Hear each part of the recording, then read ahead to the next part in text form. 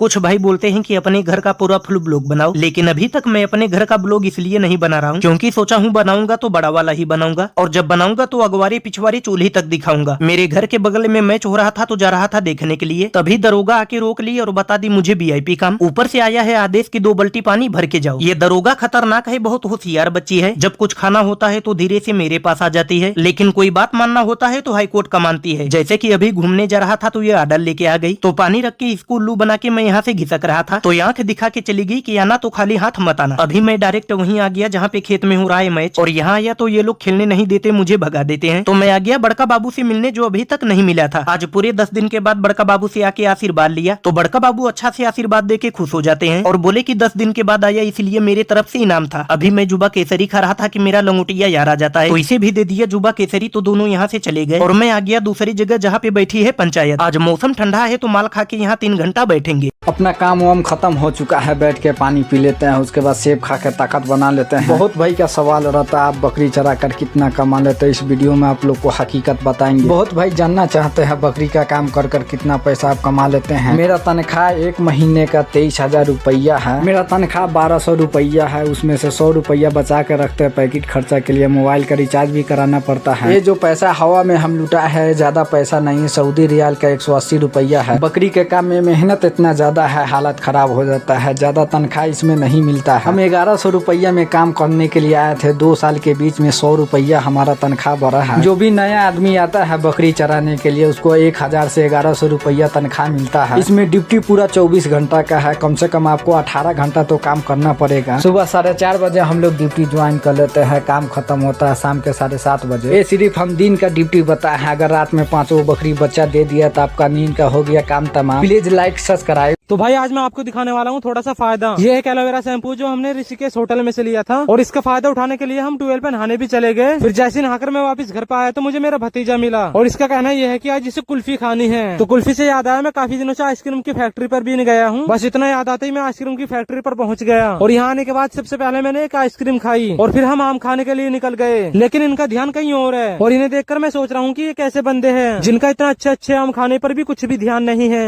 आज मैं एक दिन के लिए अपने छोटे भाई का नौकर बनने वाला हूँ, और देखते हैं पूरे दिन में मुझसे कितने खतरनाक काम करवा सकता है। तो ये नौकर वाला सिलसिला जैसे ही चालू हुआ, इस बंदे ने मुझे लड़कियों के सामने डांस कराने के लिए बोल दिया। अब ये चीज इसने जैसे ही बोला मुझे पता लग गया था ये जन्मों का बदला लेने वाला है। खैर किसी तरह हिम्मत करके मैंने ये डांस किया, जिसमें मेरी बहुत ही ज्यादा फट गई थी। अब दूसरा मुझसे क्या क्या गंदे काम करवाएगा मैं सोच भी नहीं सकता था। इस बंदे ने मेरी पूरी दिन की प्लानिंग कर रखी थी, इसलिए मुझे एशिया के सबसे बिगेस्ट पार्क में ले आता है। अब धीरे धीरे मुझे इसकी प्लानिंग समझ में आ गई थी, ये बंदा मुझे चला चला कर मारना चाहता था। खैर ये मुझे एशिया के बिगेस्ट